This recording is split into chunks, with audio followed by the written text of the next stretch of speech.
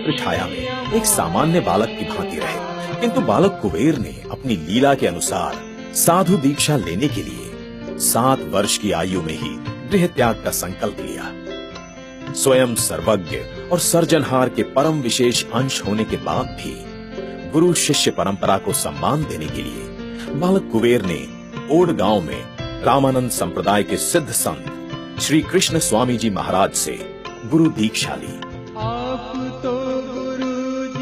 अल्प समय में ही श्री कृष्ण स्वामी जी महाराज समझ गए कि उनका बाल शिष्य कोई साधारण बालक नहीं, अपितु कर्ता का ही परम विशेष अंश है, जो कि केवल ज्ञान का उपदेश देने के लिए ही इस संसार में प्रकट हुए हैं। अब उन्होंने अपने बाल शिष्य को कुबेर स्वामी कहकर पुकारा और कहा कि आप सर्वज्ञ हैं, ज्ञानी हैं, आपको मेरे ज्ञान की आवश्यकता नहीं। आप स्वयं ज्ञान का सागर हैं। जिस उद्देश्य की पूर्ति के लिए आप इस धरा पर अवतरित हुए हैं, उसे पूर्ण कर समस्त जीवों का कल्याण करें। साधु दीक्षा लेने के उपरांत बाल कुबेर आधिकारिक रूप से धर्म का उपदेश दे सकते थे।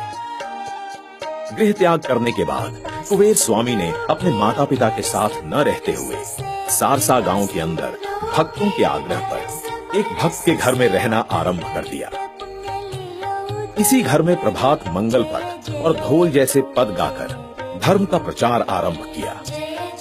कुछ समय बाद सारसा के धर्मानुरागी श्रेष्ठियों द्वारा दिए गए स्थान पर ज्ञान संप्रदाय गुरु गादी की स्थापना की। गुरु गादी की स्थापना के बाद दिव्य परम गुरु के पास असंख्य मुमुक्षु आने लगे। इन मुमुक्षुओं में से अनेक ने साधु दीक्षा भी ली। जहां अत्यंत अनिवार्य हो जाता था, केवल वही परम गुरु अपनी विभूति और सिद्धि से कुछ चमत्कार दिखाते थे। किंतु इन सब बातों को अधिक महत्व न देते हुए परम गुरु ने केवल ज्ञान के प्रचार पर ही विशेष बल दिया। केवल ज्ञान का प्रचार करने के लिए स्वयं दिव्य परम गुरु ने अनेक यात्राएं भी की। उनकी विशेष कृपा से असंख्य त्यागी और गृहस्थ धर्मी भक्त केवल ज्ञान का प्रचार करने लगे। परम गुरु ने अत्यंत गूढ़ केवल ज्ञान का प्रचार बड़ी ही सरल शैली में किया। परम गुरु की सरल शैली ने जनमानस को प्रभावित कर उन्हें भी केवल ज्ञान का अमृत पीने का सुअवसर दिया। जीव मात्र के कल्याण के लिए ही केवल ज्ञान को दिव्य परम गुरु ने लिपिबद्ध भी किया। दिव्य परम गुरु ने स्वयं 15 ग्रंथों की रचना की। उनके पद शिष्य नारायण दास जी महाराज ने 2 ग्रंथों तथा उनकी अनन्य भक्त अचरतबा पाठक ने भी 1 ग्रंथ की रचना की। इस तरह ज्ञान संप्रदाय के मान्य ग्रंथों की कुल संख्या 18 मानी जाती है। दिव्य परम गुरु द्वारा रचित ग्रंथों में पंचम सूक्ष्म वेद प्रमुख है। केवल कर्ता की आज्ञा से शिव जी द्वारा लुप्त किए गए उसी पंचम सूक्ष्म वेद का ज्ञान लेकर दिव्य परम गुरु इस जगत में प्रकट हुए। ज्ञान संप्रदाय के 4 महातीर्थ हैं। पहला तीर्थ है गुरु गादी सारसापुरी का देवालय। दूसरा महातीर्थ है पंचम वेदी समाधि मंदिर। दिव्य परम गुरु के स्वधाम गमन के समय उनकी दिव्य देह से प्रकट हुई दिव्य ज्योति को अखंड दीपक के स्वरूप में इस स्थान पर स्थापित किया गया है। ज्ञान संप्रदाय का तीसरा महातीर्थ है परम गुरु का ये प्राकट्य स्थल, जो कि सारसापुरी से करीब लगभग 15 किलोमीटर की दूरी पर स्थित है। परम गुरु तो करुणा के महासागर थे। उनकी करुणा न केवल मानव जगत अपितु जीव जंतु और पेड़ पौधों तक को कृतार्थ कर रही थी। परम गुरु की इसी करुणा के महाप्रसाद से बड़ोदरा दक्षिण की ओर फाजलपुर नामक गांव की सीमा में ये अनार का वृक्ष अमर हो गया।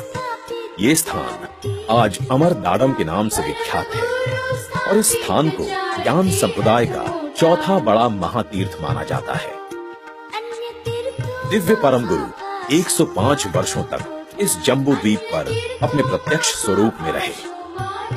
उनके स्वधाम गमन के बाद उनके पट शिष्य परम पूज्य नारायण दास जी महाराज ने गुरु गादी का कार्यभार संभाला। ज्ञान संप्रदाय गुरु गादी के आचार्यों को कुबेराचार्य कहा जाता है।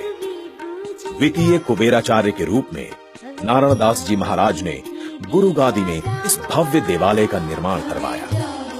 इसमें 2 पार्षदों सहित दिव्य परम गुरु की प्रतिमा की प्राण प्रतिष्ठा की गई है। इसी देवालय में परम गुरु के गुरु श्री कृष्ण स्वामी महाराज की गादी को स्थापित कर परम पूज्य नारायण दास जी महाराज ने गुरु परंपरा को पूर्ण सम्मान दिया। दिन प्रतिदिन ज्ञान संप्रदाय के ज्ञान का प्रचार प्रसार बढ़ने के साथ साथ गुरु गादी का विकास भी होता गया।